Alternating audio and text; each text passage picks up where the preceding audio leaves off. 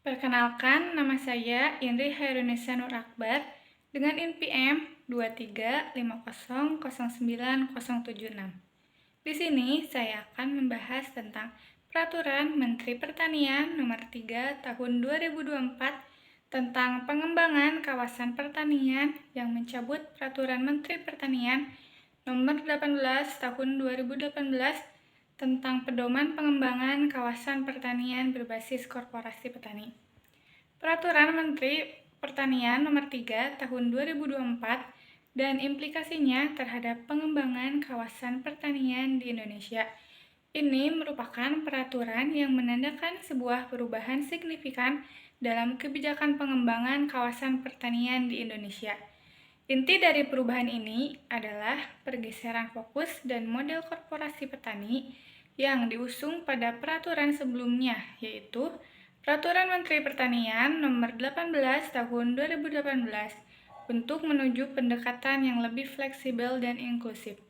Peraturan baru ini membuka peluang lebih besar bagi petani kecil yang terlibat dalam pengembangan kawasan pertanian. Bayangkan saja, dulu petani kecil seringkali kesulitan bersaing dengan korporasi besar. Namun, dengan peraturan baru ini, mereka dapat bekerja sama dalam kelompok tani atau koperasi untuk mengakses sumber daya dan pasar yang lebih luas. Namun, tantangan tetaplah ada. Tidak semua petani memiliki akses yang sama terhadap informasi dan teknologi. Pemerintah perlu memastikan program pendampingan dan pelatihan yang memadai agar semua petani dapat ikut serta dalam pengembangan kawasan pertanian. Peraturan Menteri Pertanian Nomor 3 Tahun 2024 menandai perubahan. Jika sebelumnya fokus pada korporasi besar, namun sekarang perhatian lebih tertuju pada keberagaman pelaku usaha, termasuk petani kecil. Namun, implementasi peraturan tidak semudah membalik telapak tangan. Salah satu tantangannya adalah koordinasi antara pemerintah pusat dan pemerintah daerah. Selain itu, perlu ada mekanisme yang jelas untuk mencegah terjadinya konflik kepentingan antara berbagai pihak yang terlibat. Contohnya seperti di daerah Kabupaten Bogor. Sebelumnya, pengembangan kawasan pertanian didominasi oleh perusahaan perkebunan sawit. Dengan peraturan ini, pemerintah daerah mendorong pengembangan pertanian hortikultura yang melibatkan lebih banyak petani lokal. Peraturan Menteri Pertanian Nomor 3 Tahun 2024 hadir di tengah era digital. Ini membuat peluang besar untuk memanfaatkan teknologi dalam pengembangan kawasan pertanian. Seperti pertanian berbasis aplikasi telah berhasil menghubungkan petani dengan konsumen langsung, sehingga petani mendapat harga yang lebih baik untuk hasil panen mereka. Namun, tidak semua petani memiliki akses internet yang memadai dan kemampuan digital yang cukup.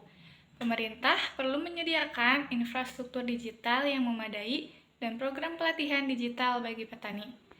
Dengan adanya peraturan baru ini, pemerintah memberikan ruang yang lebih luas bagi berbagai pengembang kawasan pertanian, tidak hanya terbatas pada korporasi petani.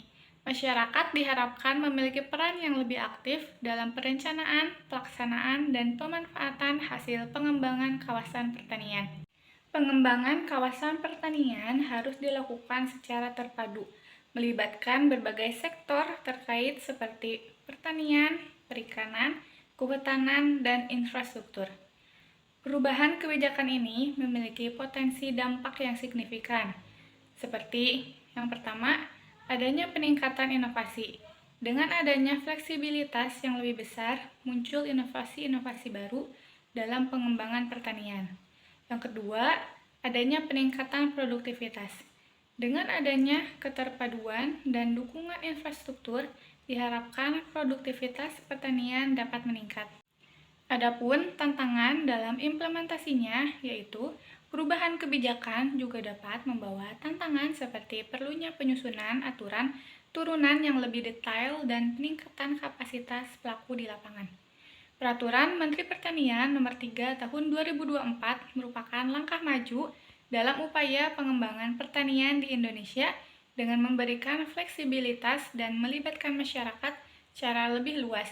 Diharapkan kebijakan ini dapat mendorong pertumbuhan sektor pertanian yang lebih berkelanjutan dan berkeadilan. Sekian penjelasan dari saya. Mohon maaf bila ada kesalahan. Terima kasih.